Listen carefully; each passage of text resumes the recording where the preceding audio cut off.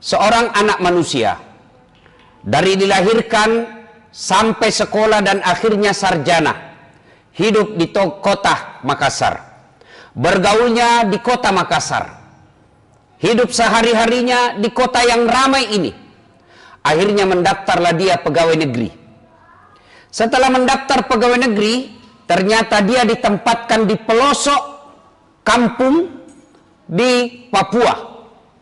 Tidak ada listrik, tidak ada sinyal, dan dia harus tinggal di situ bertahun-tahun. Maka dia pasti stres.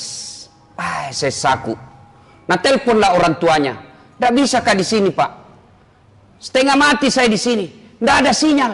Dari kecil saya berkomunikasi pakai handphone, sekarang tiba-tiba tidak ada sinyal, air susah, listrik tidak ada. Menderita saya, Pak. Kata bapaknya, sabar mako dulu nak, tinggal mako di situ, insya Allah akan ada perubahan. Tidak bisa kah, Pak? Menderita saya di sini. Setelah dia menderita, akhirnya dia putuskan, sudah Mi, biar mak saja pensiun dini. Lebih baik saya tinggalkan ini pekerjaan gajiku yang cuma 5 juta, dari saya penderita 24 jam. Pulang mak, kata bapaknya, pulang mako pale. Saudaraku, merantau, pergi kerja, ternyata di tempat kerja tidak menyenangkan. Bapak masih ada pilihan. Apa pilihannya? Pensiun dini. Polisi ditugaskan ke Papua, di sana orang baku tembak-tembak. Tentara ditugaskan ke Papua, ternyata juga tidak nyaman di sana. Bapak ibu masih punya pilihan. Apa? Pensiun nggak? Berhenti ya? Ada apa? Tapi ketahuilah demi Allah, kalau masuk maki dikubur, tidak ada yang dibilang pensiun dini. Kalau masuk maki dikubur, bapak senang tidak senang, puas tidak puas, tinggal kau di situ, tidak boleh kau pulang-pulang lagi. Kalau di dunia tidak senang kita perantauan, masih bisa kita pulang. Pergi cari kerja di Jakarta, ternyata di Jakarta tidak ada nyamannya, pulang lagi di kampung Tamak Galung. Ternyata sampai di kampung kita merantau tidak nyaman juga, masih bisa kita pindah lagi. Tapi ketahuilah demi Allah, ketika bapak masuk kubur, tidak ada pilihan kecuali tinggal maki di situ. Tidak ada lagi pulang-pulangnya. Dan pada saat masuk di kubur, Nabi menjelaskan, ada beberapa orang yang menyesal setelah tiba di kubur. Nasassa alena, magai nasabari. Maka dia Nabi tak menyesal mereka sebab apa? Satu, enggan bersedekah. Selama hidupnya, dari pagi sampai pagi lagi, lembur cari nafkah. Bahkan dia tinggalkan sholatnya, dia tinggalkan keluarganya, menghalalkan segala cara. Dia dapat itu harta, bisa bikin rumah yang mewah, punya mobil yang bagus, punya tabungan deposito yang banyak. Tapi ketika dia meninggal, tidak punya sedekah. Rumahmu, depositomu, mobilmu, bukan kau yang punya. Apa yang kau bawa? Hanya selembar kain kafan. Kaos kaki dilarang, cincin tidak boleh, baju tidak boleh, kain kafan, kain yang paling murah. Biar bapak pejabat tinggi, biar bapak kaya, tidak bisa kasih tahu kain kafannya sutra. Tidak, kain yang paling murah. Selama kita hidup, parfum yang kita pakai berjuta-juta harganya, tapi begitu bapak mati, apa parfum dipakai? Kapur barus. Maka menyesallah ketika masuk di kubur, karena dia tidak bersedekah. Kenapa? Sedekah ini yang membuat kita menyesal. Sebab puasa, haji, zakat, sholat hanya kita nikmati ketika kita lakukan saat di dunia.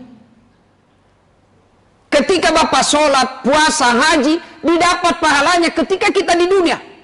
Tapi yang namanya sedekah, namoni mati nih, biar kita sudah jadi jasad, tinggal tulang belulang, tapi masjid yang kita bangun, sekolah yang kita bangun, pesantren yang kita ikut bangun, selama pesantren, masjid, sekolah itu dimanfaatkan, selama itu kiriman pahala datang kepada kita, meskipun kita sudah dikubur. Ini disebut amal jariah.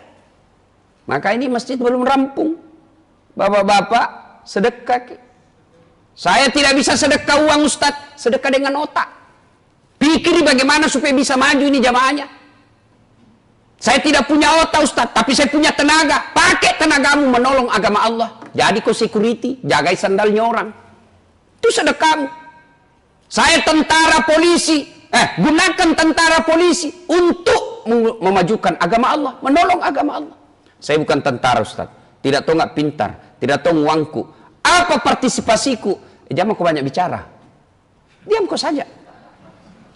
Gak ada tahu itu orang tidak pernah menyumbang, tidak pernah datang berjamaah, tidak pernah berikut rapat, ngeritik terus panitia dari pangkak-pangkak, dari balai-balai, menyerang terus panitia pembangunan masjid. Maka bawa no, itulah pembangun, itulah partisipasimu. Maka orang yang tidak bersedekah ketika dia hidup, dia akan menyesal di akhirat kelak. Bapak-bapak, ini yang rumah tak ada di sini, begitu meninggal siapa punya? Ahli waris. Ya bagus kalau rumah tak dipakai pengajian. Tapi kalau nak pakai mesum anak tak, nak bawa mi ceweknya sama siswa, kos-kosan mi, nak pakai berzina rumah tak, kateh menderita di kubur. Maka sebelum segalanya terjadi, penyesalan itu sedekahlah. Golongan kedua yang menyesal di akhirat kelak, di kuburnya kelak, kata Nabi, adalah mereka yang mendengar panggilan azan lalu dia tidak datang. Termasuk yang selalu terlambat. Itu menyesal kau nanti ketika di akhirat. Kau datang memang sholat Jumat, tapi azan pi orang kau sampai. Itu pun kau merokok dulu di depan. Jangan kau dulu masuk. Cari carama, sallu carama. Sambayang pi kama pi baru masuk. Menyesal kau nanti di kubur. Dengar ini yang selalu terlambat sholat Jumat. Dengar Pak ya. Tanda-tandai mukanya. Dan itu terung itu. Itu kemarin yang terlambat. Itu juga minggu lalu. Itu lagi yang terlambat ini. Mau masuk surga. Nenekmu patah. Coba kita lihat itu. Sholat 5 waktunya tidak ada. Sholat 5 waktu tidak ada. Jumat saja dia mengaku Islam. Itu pun paling terlambat datang, paling cepat pulang. Dan Jumat-Jumat begitu. Mau masuk surga. Coba kita lihat ini. Yang selalu terlambat, dengar baik-baik. Sah sholat Jumat tak? Sah. Tapi tidak ada di buku absen. Ketika hatib sudah Assalamualaikum warahmatullahi wabarakatuh, bukunya malaikat daftar hadirnya ditutup. Yang datang sudah tidak dicatat namanya. Di akhirat kelak Anda akan menyesal. Mana namaku di buku absen? Ada kok memang, tapi terlambat kok. Dan Jumat-Jumat Bapak lakukan. Sudah dikasih tahu begini, tidak ada perubahan. Nah bilang orang Bugis, wita topina witai. Kucini tompina kuciniki, eja pina doang. Tapi katte. Itu yang nasindir Allah dalam Al-Quran. Wa dhawa'un alaihim a'anzartahum am lam tunsirhum la yu'minun. Kau sampaikan ayat Allah atau tidak, kau ceramai atau tidak, mereka tidak akan berubah. Kasar hatinya, mati hatinya. Kata bahasa hadis, kaswatul qalbi, maka doati. Mudah-mudahan Jumat depan tidak mikir begitu. Coba kita dibilang wali kota ki, barangkali banyak mau ditandatangan di kantor. Banyak orang datang pelayanan publik. Tapi kata pengangguran jah. Terlambat lagi datang sholat. Apa modal tak nanti menghadap kepada Allah? Maka akan di akhirat nanti dikubur. Bapak menyesal. Kenapa kasihan saya selalu terlambat? Hayya 'alas salat. Mari menunaikan sholat. Nabi bilang temannya, pergi masjid. Apa Nabi bilang? Malas kak deh. Kenapa? Itu imam di situ selalu duduk sambayang. Nah, itu. Dia cari pembenaran bagaimana supaya dia tidak datang ke masjid. Anda akan menyesal nanti ketika masuk dalam kubur. Dan pada saat menyesal itu tidak ada lagi. Tidak boleh aku lagi kembali. Beda kalau kita pergi ke kampung. Wah menyesal saya tidak bawa laptop. Masih bisa dikirim panter. Tapi ketika masuk di kubur tidak ada lagi.